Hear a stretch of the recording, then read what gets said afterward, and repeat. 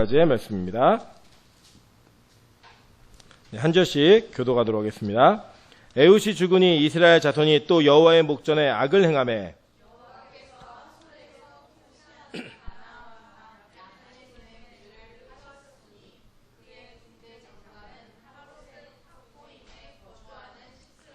야빈왕은 철병거 900대가 있어 20년 동안 이스라엘 자손을 심히 학대했으므로 이스라엘 자손이 여호와께 부르짖었더라.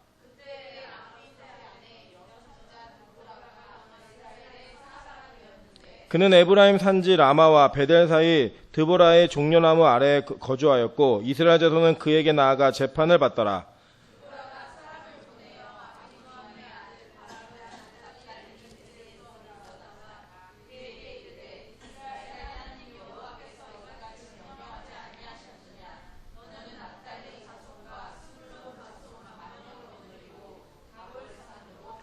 내가 야빈의 군대 장관 시스라와 그의 병거들과 그의 무리를 기송강으로 이끌어 내게 이르게 하고 그를 내 손에 넘겨주리라 하셨느니라.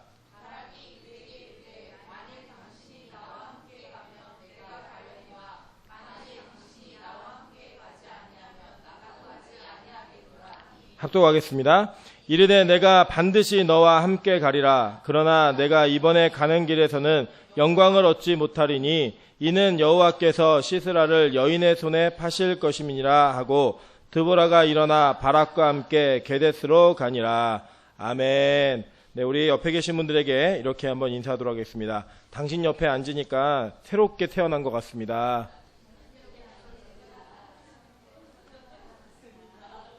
네, 옆에 앉는 게 기분이 참 좋으면 좋을 것 같습니다. 그래서 여러분 수요예배 때 이렇게 많은 분들을 또 뵈니까 참 행복합니다. 또 저는 백권사님 이렇게 나와 계신 게 너무 감동이에요. 진짜로 너무 감동이 돼가지고 매번 이 감동을 저에게 주시고 계신데 제가 또 설교를 통해서 여러분께 그런 감동의 통로가 될 수 있도록 기도 많이 해주셨으면 좋겠습니다.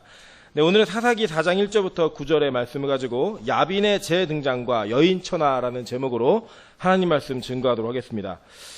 사실 이 사사기에서 드보라가 하고 있는 역할은 상당히 큽니다. 그래서 앞으로 이제 드보라를 오늘 하루에 끝내는 게 아니라 몇 주간에 걸쳐서 좀 살펴볼 계획을 가지고 있습니다. 그래서 오늘은 좀 커다란 그 전체적인 내용들을 가지고 드보라에 대한 이야기를 어떻게 우리가 봐야 하는가, 어떻게 해석해야 되는가라고 하는 것들에 대한 기초들을 좀 마련해 놓고요. 그 다음 주부터는 그 내용들을 살펴보면서 그 의미들을 좀 발견해가는 그런 형태로 이 드보라는 좀 몇 주간에 걸쳐서 좀 살펴보는 시간을 좀 갖도록 하겠습니다.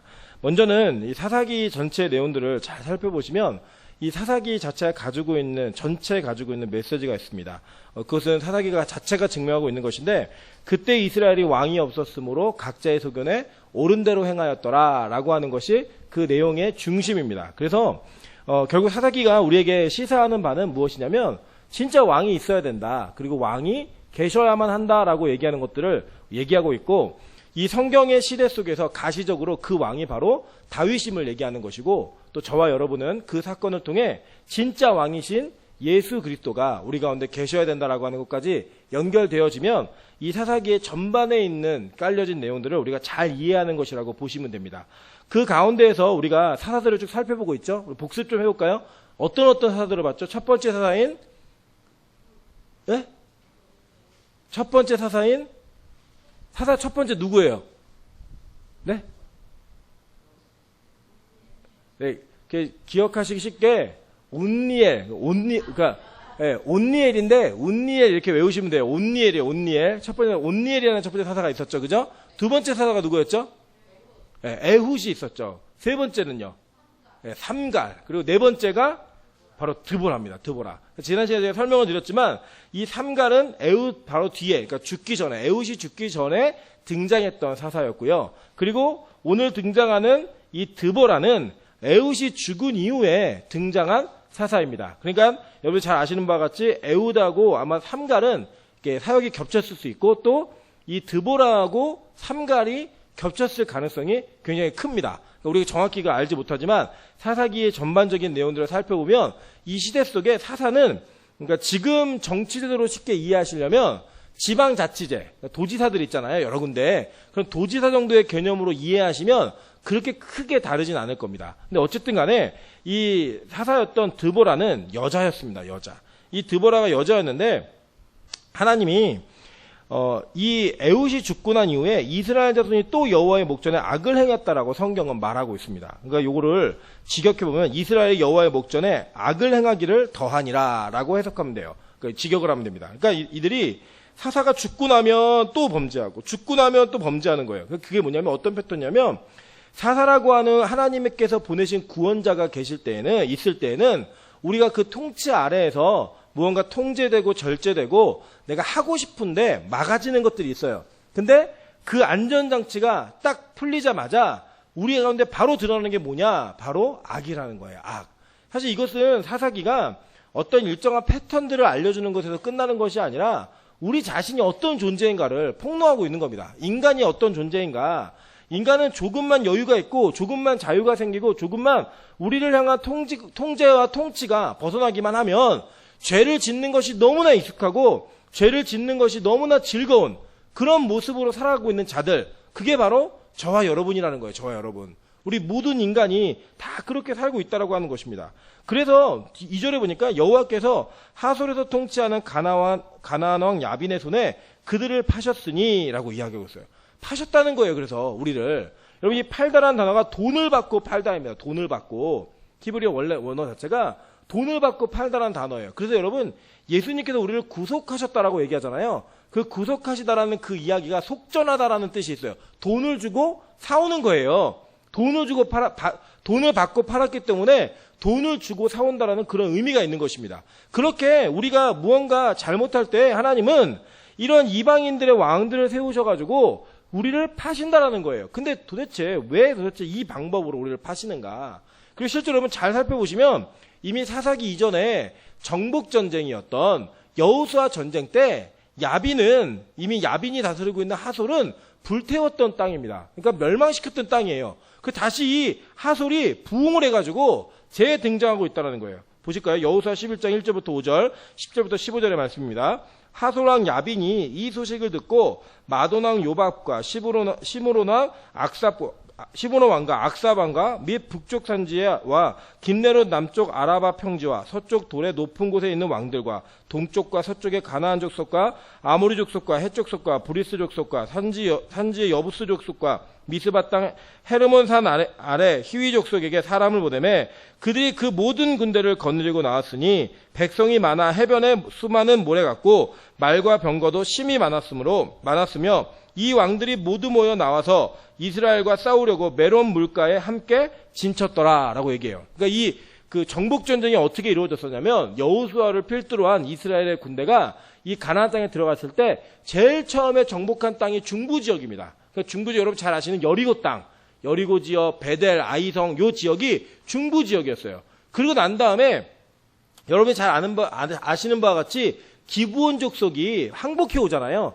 그 기브온 족속이 항복해 오자 그 기브온 족속을 치겠다고 남쪽에 왕들이 모여가지고 뭐 예루살렘이라든지 이런 지역의 왕들이 모여서 이 기브온 족속을 멸하라고 할 때 이 여호수아가 긴급히 올라가서 이 전쟁을 치러냅니다. 그때 여러분 잘 아시는 바와 같이 해와 달이 멈추는 그 사건이 있어요. 야알론 골짜기에 해와 달이 멈추는 사건이 있었던 그 전쟁이 바로 남부 전쟁입니다. 그리고 난 다음에 북부 지역 이 전쟁을 하는데 이 북부 지역에서 가장 강한 땅이었던 땅이 바로 하솔 땅이에요. 그리고 야빈이라고 하는 것은 사람의 실명이 아니라 이 애굽의 왕을 뭐라고 불렀죠?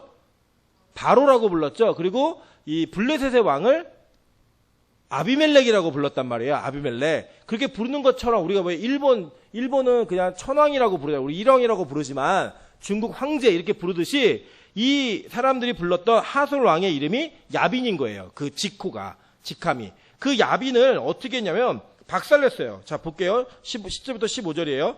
하솔은 본래 그 모든 나라의 머리였더니 그때 여호수아가 돌아와서 하솔을 취하고 그 왕을 칼날로 쳐 죽이고 그 가운데 모든 사람을 칼날로 쳐서 진멸하여 호흡이 있는 자는 하나도 남기지 아니하였고 또 하솔을 불로 살랐고 여호수아가 그 왕들의 모든 성읍과 그 모든 왕을 붙잡아 칼날로 쳐서 진멸하여 바쳤으니라고 이야기해요. 그죠? 그러니까 여호수아 시대 때 이미 박살났던 땅이라는 거예요. 박살났던 땅.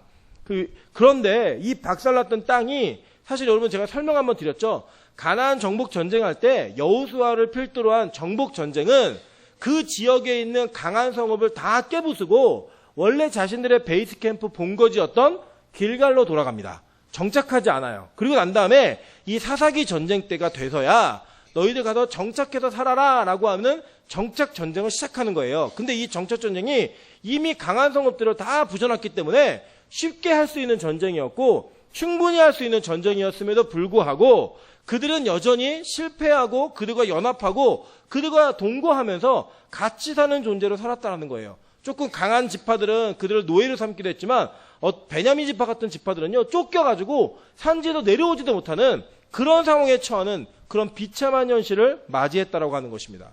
여러분 그게 어떤 의미입니까? 하나님께서 이미 십자가의 능력으로 말미암아 마귀의 머리를 박살낸 겁니다. 여러분 우리 그 창세기에서 이제 안 배우시겠지만 뱀은 여자의 후손의 발 뒤꿈치를 상하게 하고 여자의 후손은 뱀의 머리를 상하게 한다는 예언이 있습니다. 그죠?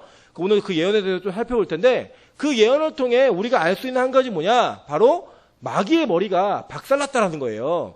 여러분 마귀가 우리에게 준 최고의 공포가 뭔지 아십니까? 사망이에요. 사망.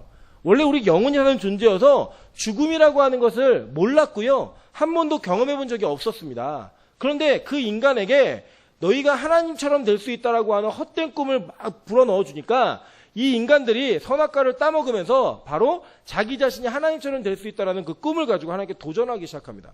그 도전으로 인해 얻어진 결과가 뭐였느냐? 바로 사망이고 죽음이었습니다. 그 사망과 죽음의 권세를 이기신 분이 누구예요?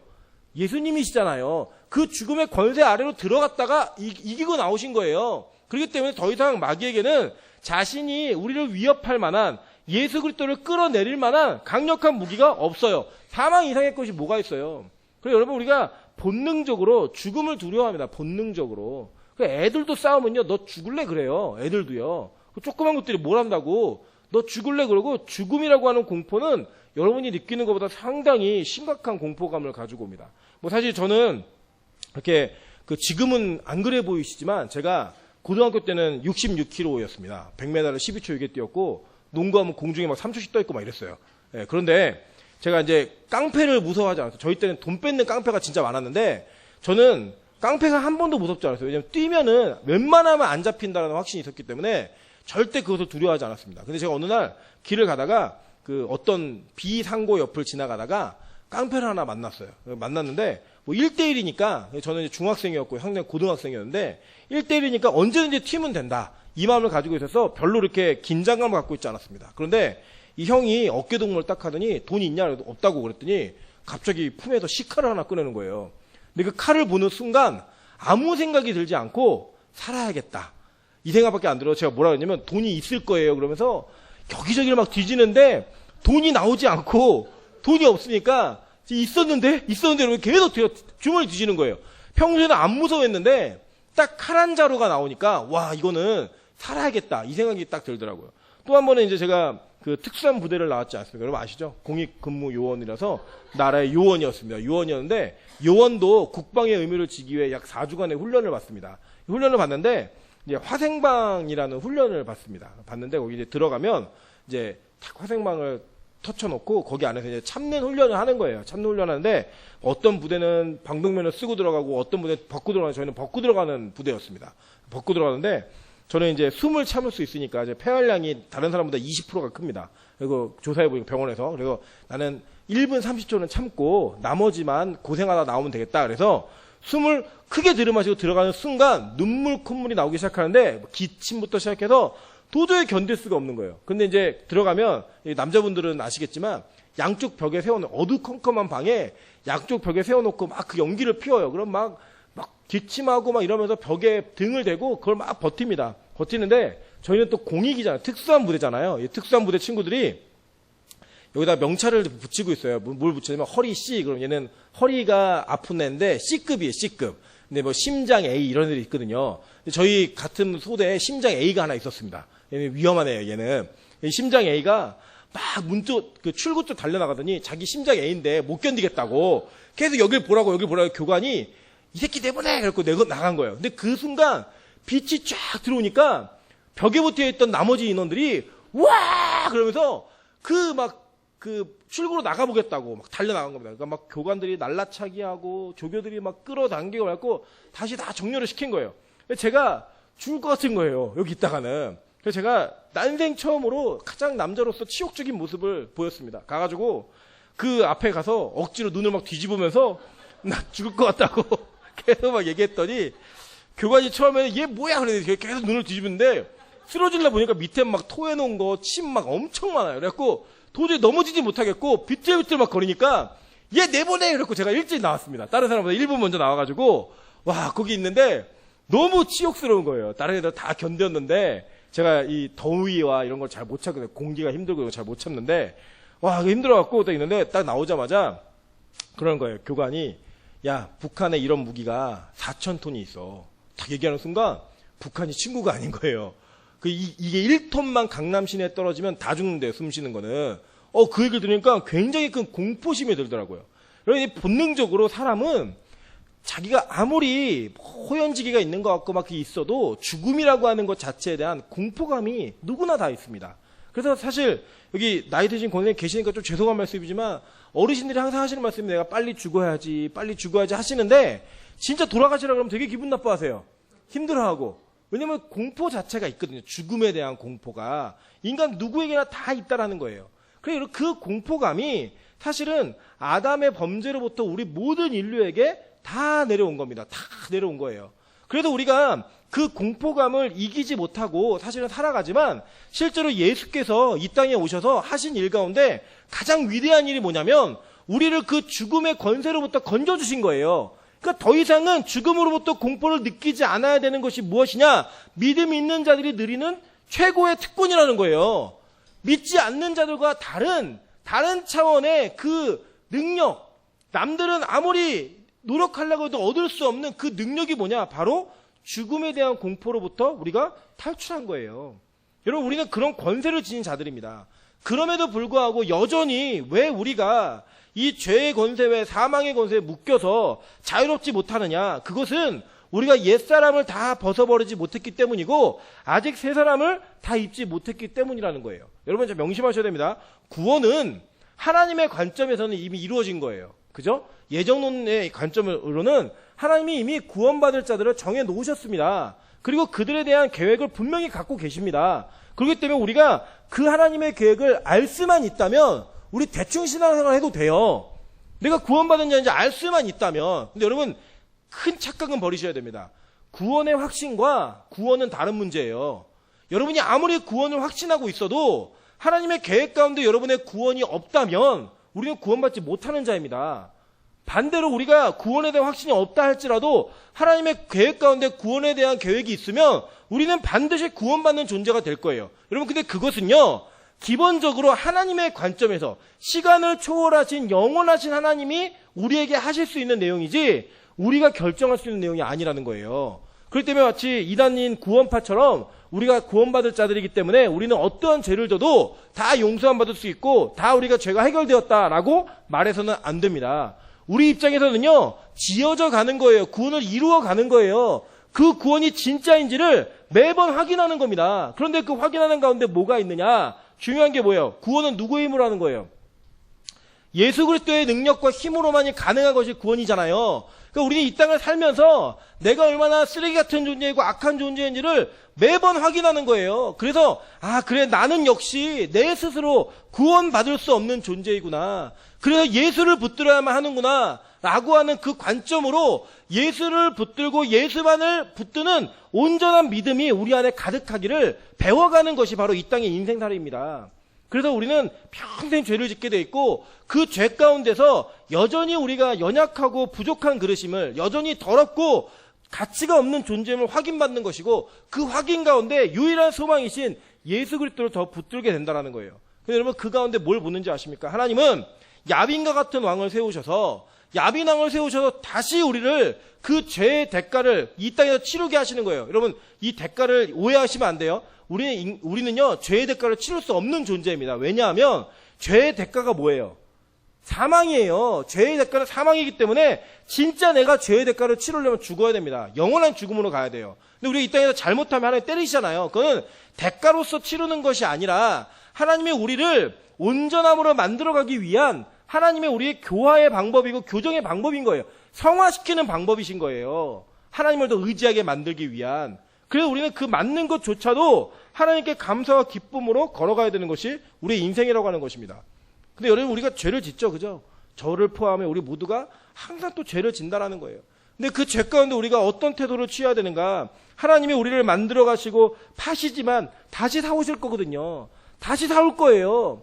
그렇기 때문에 그 팔려간 동안에 내가 이렇게 죄를 지면 맞는구나. 이 죄 가운데 내 존재가 어떠한 존재인지를 다시 한번 기억하면서 다시금 예수를 붙드는 그런 모습으로 나아가야 된다라는 거예요. 여러분, 그래서요, 우리가 뭘 배워야 하는가? 자기 부인을 배워야 되는 거예요. 자기 부인. 왜 하나님을 거역하고 하나님의 목전에 악을 행합니까? 하나님 명령 듣기 싫다는 거예요. 통치자가 싫다는 거예요. 내 뜻과 내 마음대로 하기 좀 두라는 거예요. 그래서 여러분, 제가 어렸을 적에 그 광고 카피 중에 뭐 이런 거 있어요. 난 나야. 뭐, 난 자유롭게 살 거야. 난 나야. 라고 하는 거. 그게 우리 카피라이터였거든요. 젊은이들에게 주는 자유함. 이런 거였거든요. 그게 뭐예요? 어른들만 듣기 싫다는 거예요. 어른들이 말하는 거 우리 통제하지 말라는 거예요. 요새 애들도 그러잖아요. 그죠? 왜 우리가, 여러분, 전쟁 안 납니다. 왜냐면 김정은이 우리나라 중2를 제일 무서워하기 때문에 절대 내려올 수가 없어요. 중2만 되면요, 아이들이 사춘기에 들어갑니다. 그때 사춘기에 들어간 아이들의 요구가 뭐예요? 자기 건들지 말라는 거예요. 그냥 냅두라는 거예요. 내 마음대로 살게 좀 두라는 거예요. 그게 여러분 아이들의 모습입니다. 요새 사춘기 뭐 중2까지 안 기다리셔도 됩니다. 찬소도 그래. 자기 마음대로 살게 두라는 거예요. 싫다는 거예요. 제발 통제하지 말라는 거예요. 내가 눕고 싶을 때 눕고 먹고 싶을 때 먹고 앉고 싶을 때 앉겠다고. 저희가 버릇을 잘못 들여가지고 찬소를 이렇게 차 운전하면 가운데 자리에 이 대시보드 자리에 거기 앉는 습관을 잘못 들여놨어요. 뒤로 가라 그래도요, 너 네 자리 저 뒤야 그러면 막 아니라 그러면서 자기가 앉은 자리에 칩니다. 여기가 자기 자리라고. 자기는 여기 앉아야 된다고. 자기가 원하는 대로 해야 된다는 거예요. 거기서 내리기만 하면요, 차를 운전하지 못할 정도로 소리를 지르고 난리가 납니다. 그게 우리 인간이에요, 인간. 여러분, 그게 무슨 뜻인지 아십니까? 우리가 하나님처럼 살고 싶다는 거예요. 하나님처럼. 나 통제하지 마. 나 왕 필요 없어. 내가 왕이야. 그게 바로 우리의 모습인 거예요. 보세요. 근데 하나님이 이 전쟁을 시작하실 때부터 하나님은 이미 이 전쟁의 모든 주권과 승패가 자신에게 달려있다라고 말씀하셨어요. 보실게요. 2번 한번 볼게요. 출애굽기 13절에서 14절입니다. 모세가 백성에게 이르되 너희는 두려워하지 말고 가만히 서서 여호와께서 오늘 너희를 위하여 행하시는 구원을 보라. 너희가 오늘 본 애굽 사람을 영원히 다시 보지 아니하리라. 여호와께서 너희를 위하여 싸우시리니 너희는 가만히 있을지어다 라고 얘기했어요. 그죠? 여러분, 이게 가만히 있으라는 게 진짜 아무것도 안 하고 가만히 있으라는 게 아니에요. 우리 권사님들 경험해 보셨죠? 남편에게 애 좀 보고 있어 그러지 애 이렇게 보고 있죠, 그냥. 그죠? 그런 문자적으로 그렇게 받아들이시면 안 되고요. 제 내용이 뭐냐면 하나님이 모든 전쟁을 싸워 가실 때 너는 언제든지 순종하고 따라갈 수 있는 준비만 하고 있으라는 거예요. 네 계획과 네 뜻대로 하려고 하지 말고 하나님의 계획과 뜻대로 하면서 가라는 거예요. 오늘도 어떤 성도님께서 저한테 그렇게 얘기하시더라고요. 우리 이제 리모델링 하는데 헌금 언제 하냐고. 자기가 이 돈을 쓸 것 같다고. 그래서 제가 쓰면은 같이 쓰자고 그렇게 얘기하는데 제가 그랬어요. 제가 하나님께 아직 응답을 못 받아가지고 내가 얘기를 못 꺼내고 있다. 진짜입니다. 제가 예전에 어떤 사람이었냐면요. 타이밍은 이때가 최적기다. 생각이 들면 묻지 않아요. 그냥 제 능력과 제 힘과 제 지혜로 모든 걸 해결하기 위해서 수단과 방법을 가리지 않았던 그런 사람이었습니다. 그래서 사람들에게는 칭찬받고 사람들에게는 적절한 타이밍이다 뭐 얘기 들을 수도 있겠지만 제가 한 가지 실수했던 게 뭐냐. 제 인생에는 왕이 저였어요. 제가 하고 싶으면 제가 하고 싶은 대로 내가 원하는 타이밍은 내가 원하는 타이밍대로 그 모든 것들을 다 이루어 갔던 게 제가 살아왔던 방식이었습니다. 하나님이 저를 정말 사랑하시는 것 같아요. 그렇게 살도록 두지 않으셨어요. 박살내셨습니다. 제 계획을 다 무너뜨리고 제가 원하는 타이밍을 다 무너뜨렸고 제가 원하고 하고자 했던 모든 일들의 계획을 다 틀어버리셨어요. 그런데 놀라운 사실은요. 하나님이 원하시는 때 원하시는 길을 가다 보니까 제가 생각한 것보다 더 좋은 것들이 다 준비되어 있더라고요. 그때 망했어야 됐더라고요. 그때 안 됐어야 됐더라고요. 제가 오늘도 2층 헤어드레서 가서 머리를 자르고 왔습니다. 자르고 왔는데 이제 무슨 대화하다가 이제 결혼을 늦게 한 얘기를 했습니다. 제가 39배 했잖아요. 39배. 이제 어떤 분은 40이 넘은 고객이 있는데 40이 넘었는데 자기는 결혼을 포기했다고 이렇게 그 얘기하더라고. 그런 얘기 해서 저도 사실은 포기했던 사람인데 저희 아내가 저를 건져줬다고. 여러분 저는요 주변에 여러분 안 믿으시겠지만 제가 날씬했을 때 이런 얼굴이 아니었습니다. 관리가 잘 됐을 때는 찬수의 모습이 저희 얼굴에 보시면 돼요. 예, 그런 모습으로 제가 살았기 때문에 자매들이 끊이지 않았습니다. 제가 선택할 수 있는 선택권이 저에게 항상 있었습니다. 그래서 저는 일찍 결혼할 줄 알았어요. 진짜로.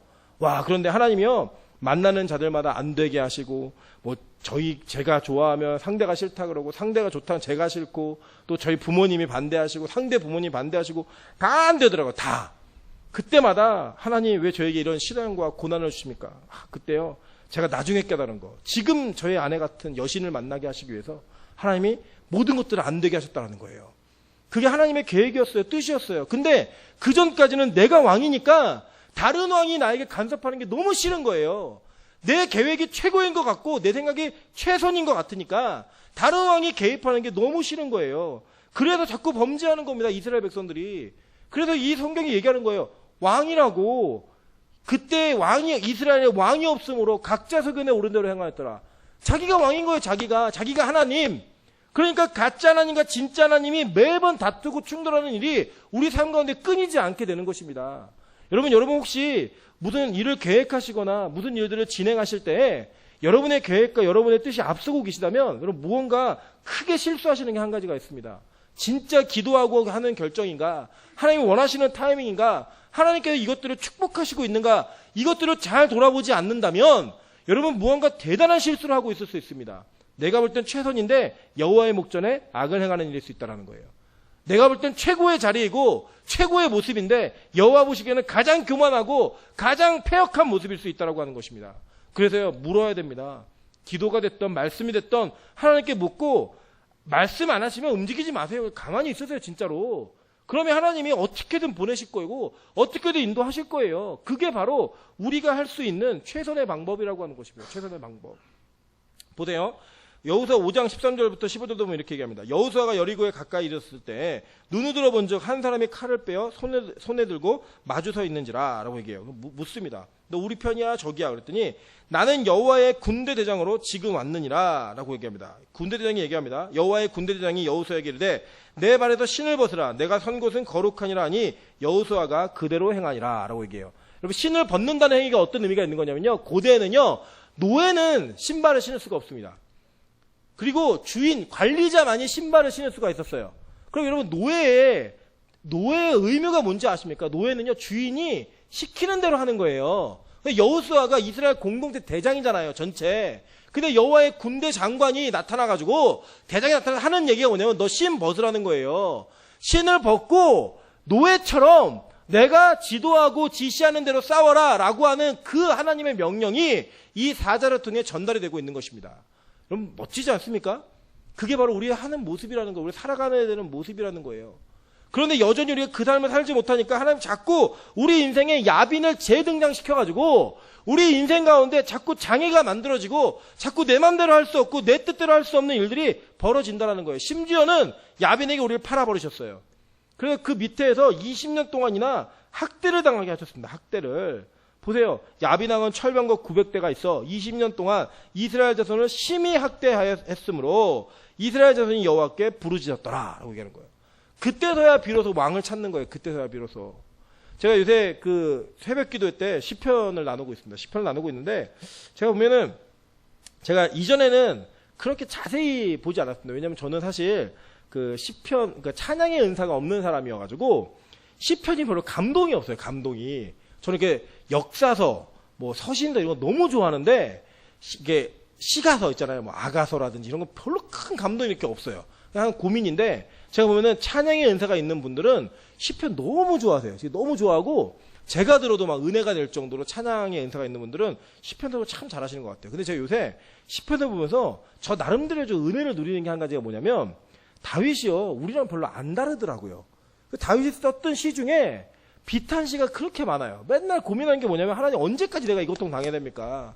하나님 언제까지 도대체 내가 이렇게 악인들이 나를 조롱하고 핍박하고 이기는 모습을 봐야 됩니까? 다 힘들어 죽겠습니다. 계속 우리가 별로 안 달라요. 우리랑 기도하는 내용이 뭐냐면 언제까지입니까? 언제까지입니까? 거기까지는 우리랑 거의 똑같습니다.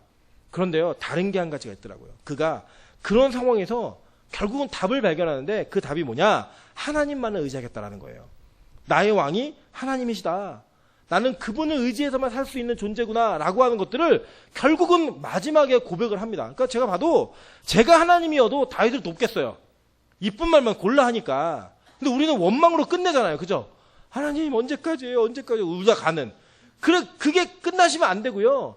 그 과정을 통해 우리에게 뭘 느끼고 싶으신 거냐면, 뭘 발견하고 싶으신 거냐면, 하나님을 의지하는 마음, 하나님 아니면 안 된다라는 결연한 하나님을 의탁하는 그 신뢰, 그거를 보고자 하시는 거예요. 그걸 이끌어내고자 우리를 계속 팔아버리시는 거예요. 보세요. 이스라엘 자손을 팔면서 그 팔려간 인간들이 뭘 느꼈겠어요? 아, 내가 왕짓을 하니까, 내가 왕이 아닌데 왕짓을 하다 보니까 이렇게 망하는구나, 이렇게 학대를 받는구나, 내가 하나님 의지해야겠구나 라고 생각해서 부르짖는 모습으로 나오는 것, 그게 바로 이들의 본연의 모습이고 원래 해야 되는 일이라는 거예요.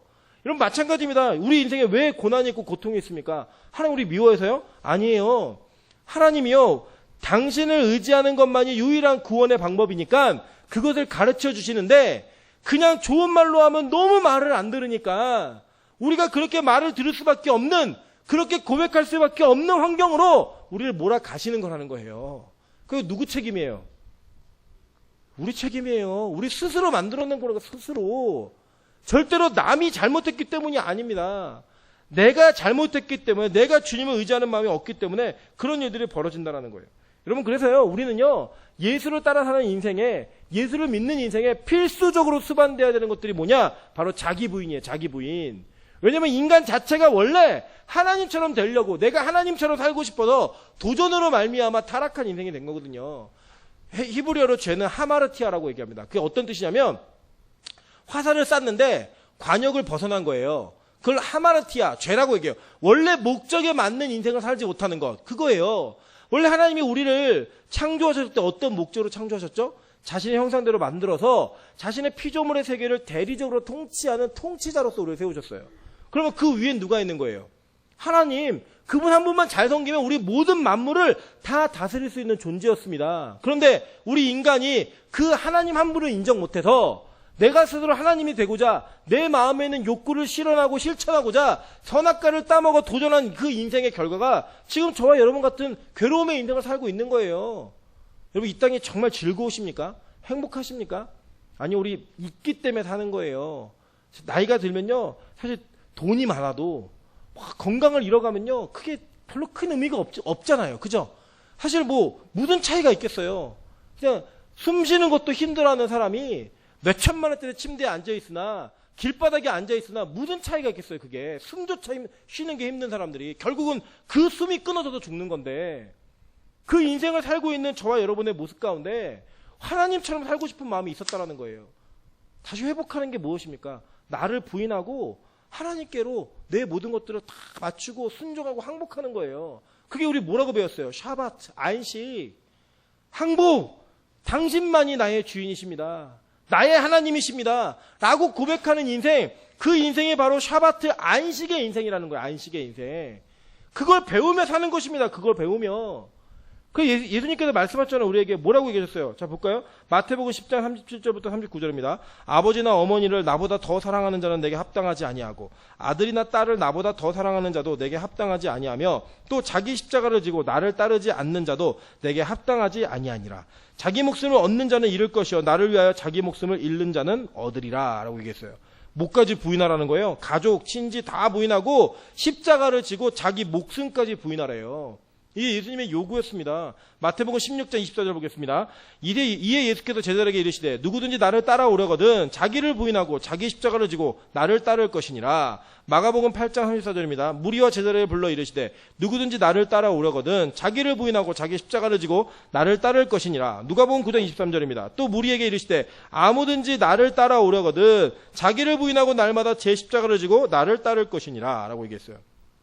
여러분, 정말 이 중에 이 말씀에 순종할 수 있는 사람이 몇 명이나 될까요? 만약에 우리가 생각하는 것처럼 주일날 딱 한 번 예배드리고 1년에 연례 행사로 부활절 예배오고 성탄절 예배 오는 사람도 구원받을 수 있다라고 얘기한다면 이때 말씀하신 예수님과 우리가 믿고 있는 예수님은 전혀 다른 분입니다. 왜 제자들에게 가혹해요? 왜 초대교회 때는 그렇게 가혹하셨어요? 자기 모든 걸 다 부인하고 날 따르래잖아요. 그랬던 예수님이 시대가 변하고 나니까 그래 일주일에 딱 한 번 예배드려도 구원받을 수 있어. 그렇게 얘기하실까요? 여러분 성경에요. 좀 쉽게 구원받을 수 있는 방법이 있으면 저 좀 알려주세요. 저도 그렇게 좀 믿고 싶습니다.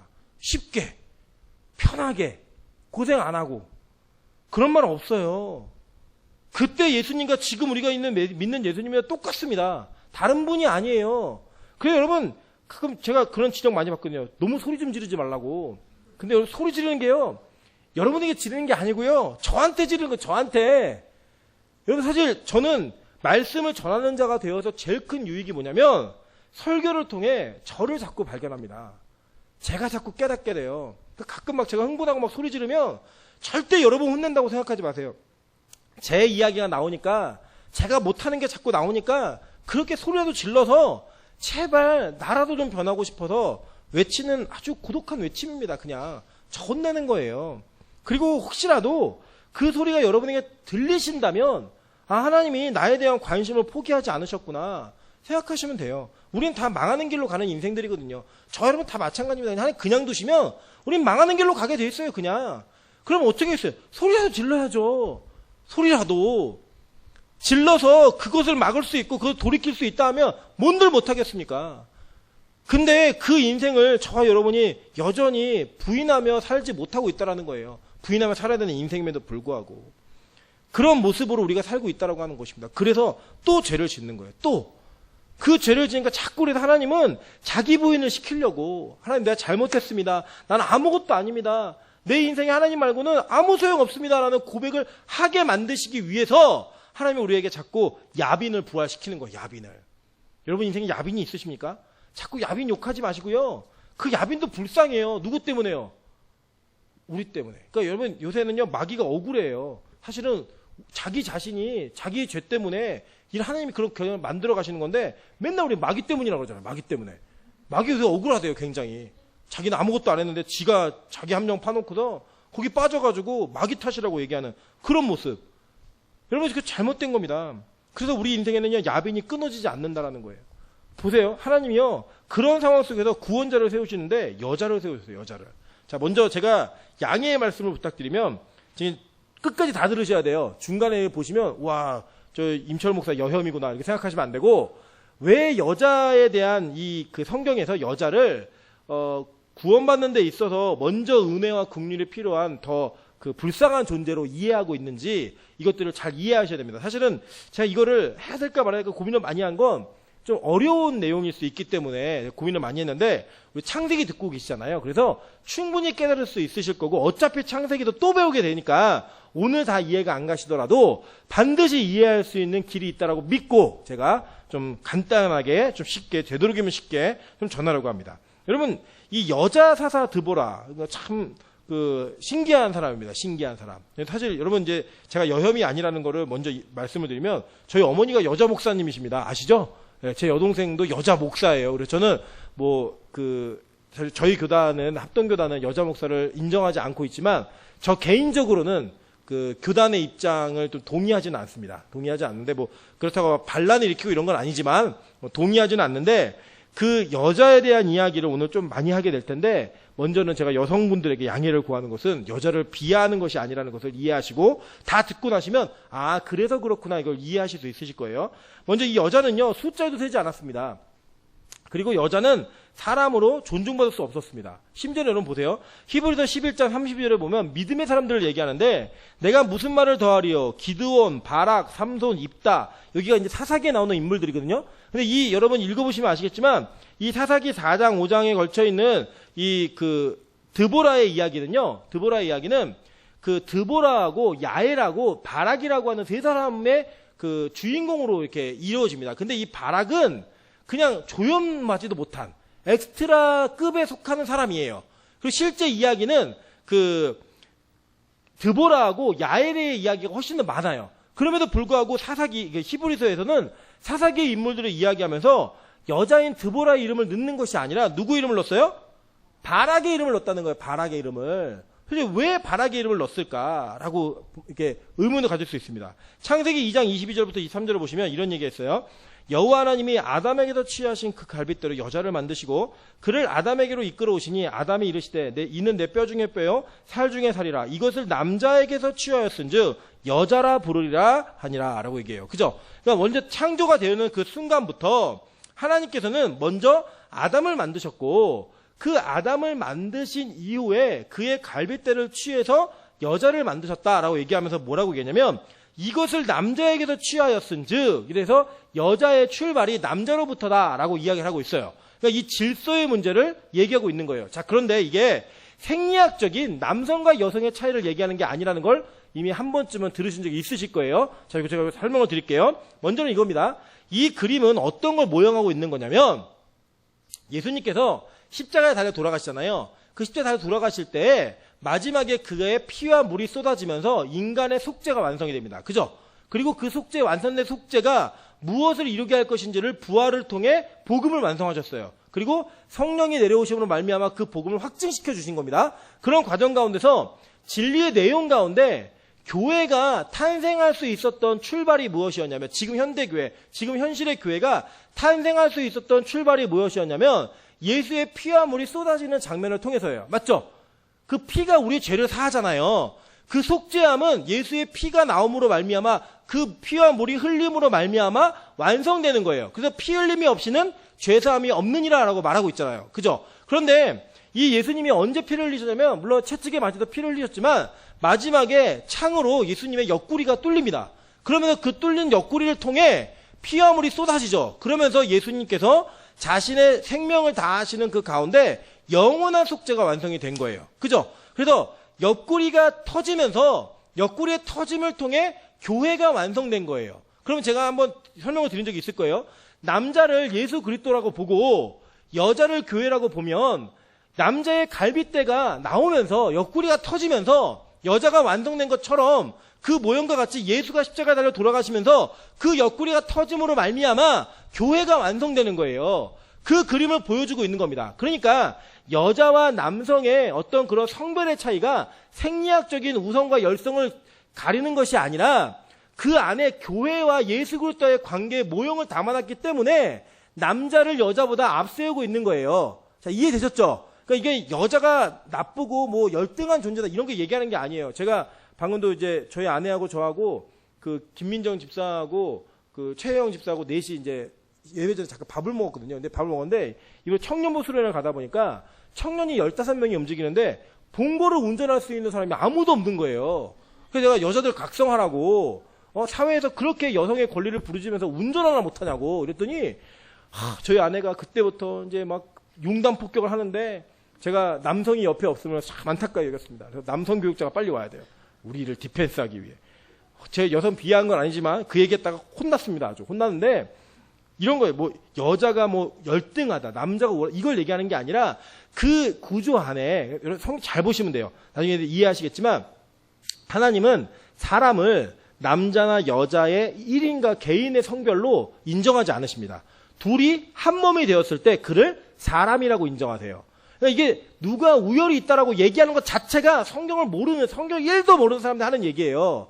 그냥 남자와 여자가 한 몸이었을 때 그것을 사람으로 여기셨어요. 그러니까 결국 나중에 뭐예요? 진정한 우리 사람이 완성되는 것은 그리스도와 교회가 한 몸이 되었을 때에 비로소 우리가 하나님의 사람으로 인정받을 수 있다라고 하는 모형을 담아 놓으신 거라는 거예요. 그러니까 이걸 거기다 말하는 게 말이 안 되는 거죠. 그런데 그 질서의 문제는 있다라는 거예요. 그래서 디모데전서에 이렇게 가르치는 겁니다.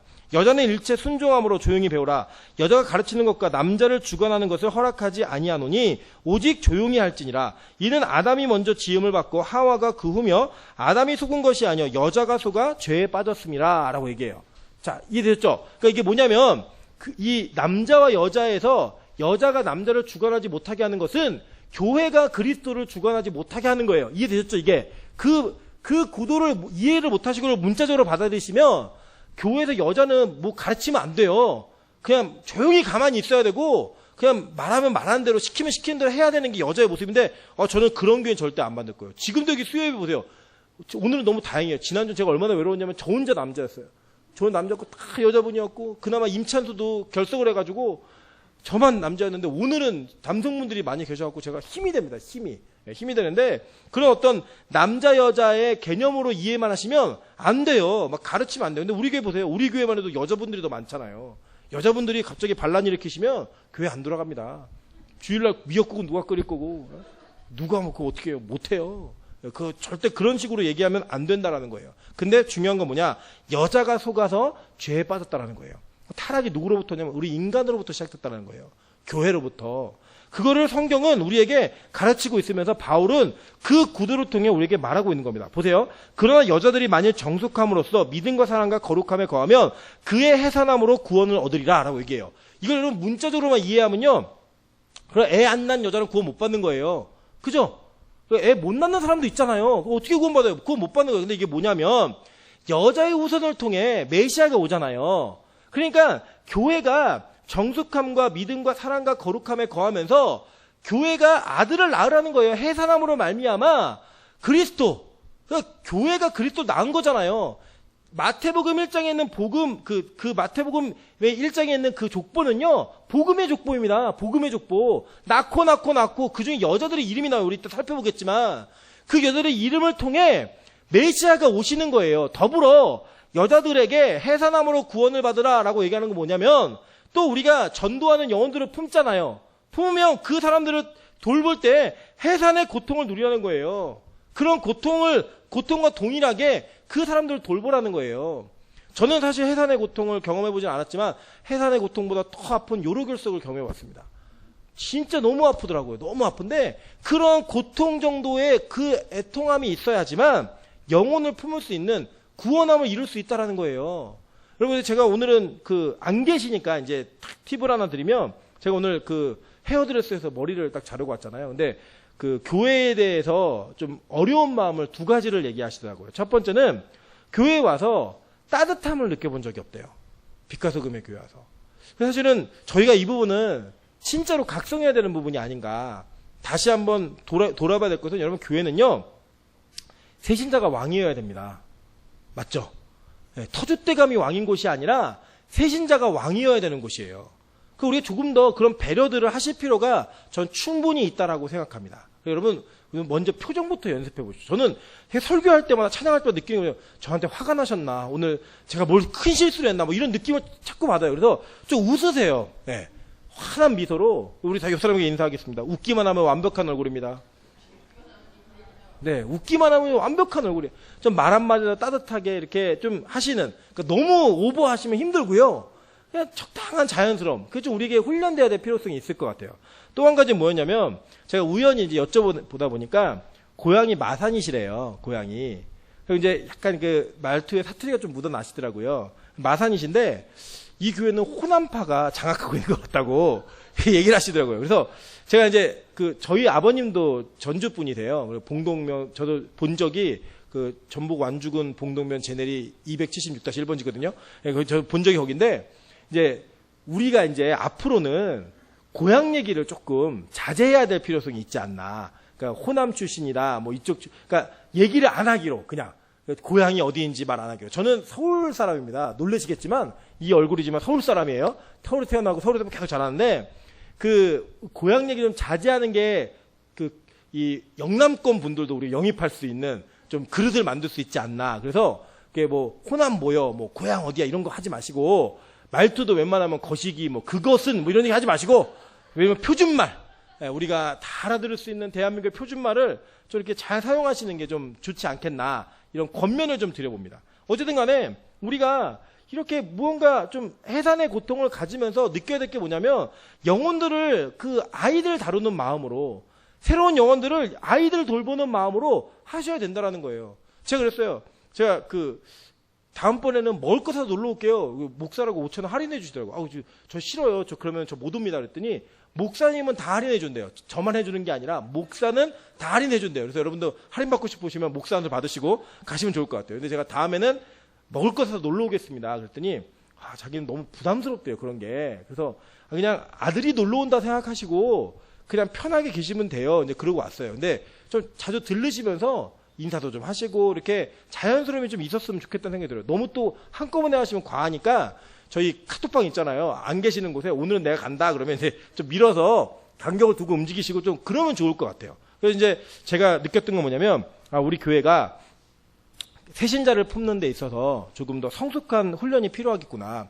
해산의 고통을 안는 듯한 그런 훈련이 좀 필요하겠구나. 이거 좀 느꼈습니다. 그래서 좀 제가 많이 기도하겠습니다. 기도하고 또 우리가 그런 것도 어떻게 이루어갈 수 있을지 좀 보겠습니다. 그래서 공식적으로 광고하면 당분간 뭐가 정비될 때까지는 그 원래 원로 목사님이 쓰시던 교육자 실을 제가 이제 주일날은 남전도회 방으로 명명하려고 합니다. 왜냐면 남전도회 분들이 같이 앉아서 식사할 수 있는 공간이 없으셨잖아요. 그래서 다 따로따로 계시고 그냥 왔다가 그냥 눈치 보다 도망가시고 하는데 이제 다 잡으십시오. 잡아가지고 다 그걸로 가두겠습니다. 가둬가지고 거기에서 교제도 하시고 대화도 나누시고 즐거운 이야기도 좀 하시고 그러면서 또 남전도회가 이렇게 막 으쌰으쌰 할 수 있는 분위기. 여러분 남자들이 그 부흥하는 교회가 얼마나 멋있는지 아십니까? 못하는 일 없어요. 진짜 다 합니다. 개도 잡고요. 뭐 다 잡아요. 소도 잡고 다 잡을 수 있어요. 그런 모습으로 저 교회가 좀 멋진 모습이 좀 있었으면 좋겠어요. 기도해 주실 거죠? 거기에 있는지 양보해 주십시오. 그래서 어쨌든 그렇게 만들어져 갈 텐데 우리가 좀 해산하는 고통, 그 고통으로 인해 우리의 구원까지도 확인할 수 있는 그런 좀 은혜가 있었으면 좋겠어요. 우리 새가족이 왕인 교회입니다. 새가족이 오면은 꼼짝 못하는 교회, 그 교회가 바로 빛과 소금 교회. 아멘? 네, 그렇게 여러분 마음 바꾸셔야 됩니다. 진짜요. 이제는 그렇게 안 바꾸면 더 이상 소망 없어요. 새신자가 오면 뭐예요? 아무리 전도 10명에도 한 명이 남지 않으면 소명 없는 겁니다. 2명이 와도 2명이 다 남는 교회. 그 교회가 남는 장사하는 교회예요. 저는 그런 교회가 우리 교회가 되기를 주님의 이름으로 축원합니다. 자, 보세요. 11번 보니까요. 남자는 하나님의 형상과 영광이니 이렇게 얘기해요. 그죠? 하나님의 형상과 영광인데 남자만이라고 얘기하니까 좀 이렇게 속상하시죠? 뒤에 보세요. 계속. 그는 머리를 마땅히 가리지 않거니와 여자는 남자의 영광이 아니라 남자가 여자에게 난 것이 아니요 여자가 남자에게 났으며 또 남자가 여자를 위하여 지음을 받지 아니하고 여자가 남자를 위하여 지음을 받은 것이니. 자, 여기까지 읽으시면서 여러분 여기에다가 교회와 그리스도를 대입하지 않으면 굉장히 오해할 수 있는 여지가 상당히 많습니다. 그죠? 그런데 이거 대입을 하시면 전혀 오해가 안 되시죠? 그죠? 그걸 이제 이해하시면 돼요. 그럼 왜 그러냐면 고린도후서 4장 4절에 뭐라고 얘기하고 있냐면 그 중에 이 세상의 신이 믿지 아니한 자들의 마음을 혼미하게 하여 그리스도의 영광의 복음의 광채가 비치지 못하게 함이니. 자, 읽겠습니다. 여러분이 시작.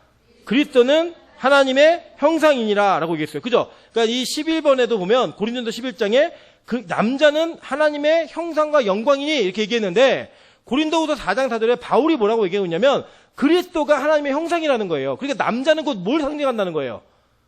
그리스도를 상징한다는 거죠. 그런데 여러분 에베소 5장에 보시면 우리 지난번에 배우셨잖아요. 뭐라고 얘기하냐면 그러므로 남자가 그 부모를 떠나 여자와 한 몸을 이룰지니라라고 얘기하면서 이것은 교회와 그리스도의 비밀을 담았다라고 바울이 직접 주석을 하고 있어요.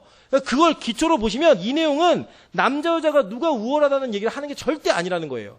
그러면 여러분 교회가 여자라면 지금 우리에게는 좀 심각한 고민들을 해봐야 될 필요성이 있는 거예요. 어떤 고민이냐면 이런 겁니다. 교회는 타락을 했어요. 그죠? 타락을 했는데 왜 타락한 자의 후손으로 오시냐는 거예요. 타락한 자의 몸을 빌려 오시냐는 거예요. 우리가 이제 다음 주 정도쯤 한번 살펴볼 텐데 여자의 후손이 무엇을 의미하는가 또 자세하게 창세기에서 볼 겁니다. 그러니까 여러분 주일 예배를 빠지시면 안 돼요. 주일 예배는 너무나 중요한 예배입니다. 창세기만 잘 들어놓으셔도 성경 전체가 다 이어져요. 여러분 신기하지 않으세요? 지금 우리가 사사기, 히브리서, 요한복음 배우는데 창세기 그 한 권으로 출발한 모든 내용들이 다 링크가 되어 있잖아요. 그냥 똑같은 거 옮겨놓은 것처럼 이전에는 몰랐지만 그래서 여러분 그 내용들을 깨달았다 보시면 성경 전체가 보이는 시각이 확 넓어집니다. 그 넓어지는 시각을 통해 여러분이 가지셔야 될 은혜들이 자꾸 깊어지는 거예요. 그거를 여러분 잘 발견하셔야 돼요. 그래서 주일 예배는 빠지지 않으셔야 됩니다. 아시겠죠? 자, 근데 보세요. 여자의 후손으로 오시는데 마태복음 1장 3절, 5절, 6절, 16절에 보시면 이 여자의 후손에게서 오셨다라고 하는 것을 강조하는 족보가 있는 걸 봅니다. 자, 제가 읽을게요. 유다는 다말에게서 베레스와 세라를 낳고 베레스는 헤스론을 낳고 헤스론은 람을 낳고 살몬은 라합에게서 보아스를 낳고 보아스는 루색에서 오벳을 낳고 오벳은 이세를 낳고 이세는 다윗 왕을 낳으니라. 다윗은 우리아의 아내에게서 솔로몬을 낳고 얘기해요. 야곱은 마리아의 남편 요셉을 낳았으니 마리아에게서 그리스도라 칭하는 예수가 나시니라 라고 얘기합니다. 그죠? 재밌는 게 뭐냐면 남자를 얘기할 때는 낳고만 있는데 여자를 얘기하기에는 다말에게서, 라합에게서, 그 룻에게서, 우리아의 아내에게서, 마리아에게서라고 하는 그로부터 나온다. 그러니까 에크라고 하는 단어가 그 전치사가 붙어요. 헬라어 전치사가. 거기로부터 나온다라고 얘기하는 거예요. 자, 근데 이게 뭐냐면 이런 거예요. 자, 여자가 타락을 했잖아요. 이거 쉽게 보시면 돼요. 타락을 했는데 그 타락한 여자가 구원받기 위해서, 타락한 교회가 구원받기 위해서는 그 교회 타락한 여자의 대표가 그 죄의 대가를 치러야지만 구원받을 수 있는 거죠. 그죠? 그러니까 대표의 원리 아시잖아요. 그죠? 그 대표의 원리, 대표인 아담이 그 교회가, 아담, 여기서 아담이라고 얘기하는 거는 사람을 얘기하는 거예요. 그 아담과 하와가 타락을 했잖아요. 근데 그 사람의 상징이 뭐라 그랬죠? 여자라고 얘기했죠? 그러니까 모든 인류는 다 여자예요. 여자로 상징되는 거예요. 이 여자가 타락했기 때문에 여자의 대표가 이 문제를 해결해야지만 우리는 구원을 얻을 수 있는 거예요. 맞죠? 그러니까 이 예수는 필연적으로 여자의 후손으로 와야지만 여자의 대표가 될 수 있는 겁니다. 그러니까 여러분 잘 보세요. 그 생리학적으로는 예수님은 아버지인 요셉에게서 아무것도 받지 않았어요. 그죠? 아무것도 받지 않았어요. 그러나 이 예수님은 누구 뱃속에 계셨어요? 마리아, 여자의 뱃속에 계심으로써 여자의 몸을 빌려서 탄생하신 거예요. 그러므로 말미암아 여자의 대표가 되셔서 여자로서 자기가 당해야 되는, 원래 여자가 당해야 되는 죽음을 안아서 자기가 죽어버리신 다음에 이 여자를 다시 교회와 같은 그리스도와 연합된 남자로 만드시는 거예요. 이 원리가 성경 안에 다 담겨 있는 겁니다. 자, 보실까요? 여기 뭐 이제 하나님의 영역 좀 지나가고요. 원래 죽어야 될 우리가 여자였는데 남자가 되는 거예요. 자, 보실게요. 보시면 원래 먼저 이 구원이 어떻게 이루어지는 건가 이걸 보시면 돼요. 우리가 즐거워하고 크게 기뻐하며 그에게 영광을 돌리세요. 어린 양의 혼인기약이 이르렀고 그의 아내가 자신을 준비하였으므로 그에게 빛나고 깨끗한 세마포 옷을 입도록 허락하셨으니 이 세마포 옷은 성도들의 옳은 행실이로다 라고 얘기했어요. 그죠? 그러니까 이게 세마포 옷이 마치 우리의 행위를 얘기하는 것 같지만 계시록 7장을 보면 절대 그렇게 말하고 있지 않아요. 자, 보세요. 큰 소리로 외쳐 이르되 구원하심이 보좌에 앉으신 우리 하나님과 누구에게 있다고요? 어린 양인 예수 그리스도에게만 있다라고 얘기를 했어요. 그죠? 그리고 난 다음에 내가 말하기를 내 주여 당신이 아시나이다 하니 그가 내게 이르되 이는 큰 환난에서 나오는 자들인데 어린 양의 피에 그 옷을 씻어 희게 하였느니라 라고 얘기하는 거예요. 그리고 그 휘어진 옷이 나중에는 계시록 19장 10절에서 뭐라고 얘기하냐면 그에게 빛나고 깨끗한 세마포 옷을 입도록 허락하셨으니 이 세마포 옷은 성도들의 옳은 행실이로다 라고 얘기하는 거예요. 그죠? 자, 그러니까 종합을 해보면 성도들이 진짜 옳은 행실을 해서 옳은 옷을 입게 된 거예요? 아니면 예수의 피로 말미암아 더러운 행실이 깨끗함을 입는 거예요? 예수의 피로 말미암아 우리의 더러웠던 행실이 깨끗함을 입는 거죠. 그럼 우리의 공로가 있어요, 없어요? 없어요. 우리의 행위까지도 다 예수가 이루어오신 그 보혈의 능력에 씻김 받음으로 말미암아 깨끗하다라고 칭함을 얻는 거지 절대 우리의 삶과 행위가 깨끗할 수 없다라는 거예요. 그 성경은 우리의 계시록을 통해서 증명하고 있는 겁니다. 결국 뭐예요? 구원은 남자인 예수 그리스도와 연합함으로 말미암아 이루어질 수밖에 없는 유일한 구원의 방편 그 하나밖에 없다라는 거예요. 그게 결국 뭐예요? 여자가요 남자와 한 몸이 되어서 하나의 사람이 되어서 아들이 되어야지만 그 일들을 이룰 수 있다라고 얘기하는 겁니다. 자, 보세요. 에베소서 5장 28절부터 33절입니다. 지금 시간 때문에 제가 막 마음이 급해가지고 그래요, 여러분. 잘 들으세요. 이와 같이 남편들도 자기 아내 사랑하기를 자기 자신과 같이 할지니 자기 아내를 사랑하는 자는 자기를 사랑하는 것이라. 누구든지 언제나 자기 육체를 미워하지 않고 오직 양육하여 보호하기를 그리스도께서 교회에게 함과 같이 하나니 우리는 그 몸의 지체임이라 라고 얘기했어요. 우리는 그러므로 사람이 부모를 떠나 그의 아내와 합하여 그 둘이 한 육체가 될지니 이 비밀이 크도다. 나는 그리스도와 교회에 대하여 말하노라. 그러나 너희도 각각 자기 아내 사랑하기를 자신같이 하고 아내도 자기 남편을 존경하라 라고 얘기했어요. 그죠? 그러니까 이게 남자 여자와 그리스도와 교회라고 얘기하는 게 확실하죠. 그죠? 그리고 이 둘이 한 몸이 이루어질 때야 비로소 우리가 구원받는 자가 된다라고 하는 힌트를 여기 주고 있다라는 거예요. 근데 잘 보세요. 그 힌트 가운데 뭘 얘기하냐면 이런 거예요. 로마서 9장 19번 보겠습니다. 로마서 9장 25절부터 26절이에요. 호세아야 그래도 이르기를 내가 내 백성이 아닌 자를 내 백성이라 사랑하지 아니하는 자를 사랑하는 자라 부르리라. 너희는 내 백성이 아니라 한 그곳에서 그들이 살아계신 하나님의 아들이라 일컬음을 받으리라 함과 같으니라. 남자가 되어버렸죠. 그죠? 자, 이거 호세아서를 보시면 돼요. 호세아에 뭐라고 얘기하냐면 호세아는 선지자였는데 음탕한 여인인 고멜과 결혼합니다. 그죠? 고멜과 결혼하면서 이 음탕한 여자를 아내로 취할 때 하나님은 이스라엘이 얼마나 타락했는지를 보여주시기 위해 이 호세아와 고멜의 결혼을 통해 그리스도와 교회가 어떤 관계 속에 결혼하는지를 보여주고 있는 거예요. 그런데 그 연합함으로 말미암아 이들이 여자였던 이들이 뭐가 되는 거예요? 하나님의 아들이 되는 거예요. 그건 뭐냐? 그리스도에게 속한 바 되어서 우리가 이제는 아들로서의 지위를 누리게 된다라는 거예요. 그리스도와 같은 존재로 우리가 만들어져 간다라는 거예요. 하나의 존재로서. 보세요. 에베소서 1장 4절부터 5절입니다. 곧 창세전에 그리스도 안에서 우리를 택하사 우리로 그 사랑 안에서 그 앞에 거룩하고 흠이 없게 하시려고 그 기쁘신 뜻대로 우리를 예정하사 예수 그리스도를 말미암아 자기의 누가 되게 했다고요? 아들들이 되게 하셨으니 라고 얘기하는 거예요. 아들들이. 결국 우리는 교회는 그리스도와의 연합을 통해 뭐가 된다고요? 아들이 되는 거예요. 아들이. 그죠? 우리 스스로 남자가 될 수 없는 거예요. 우리 스스로 그리스도가 될 수 없는 거라고요. 그런데 자꾸 인간들이 남자 흉내를 내는 거예요.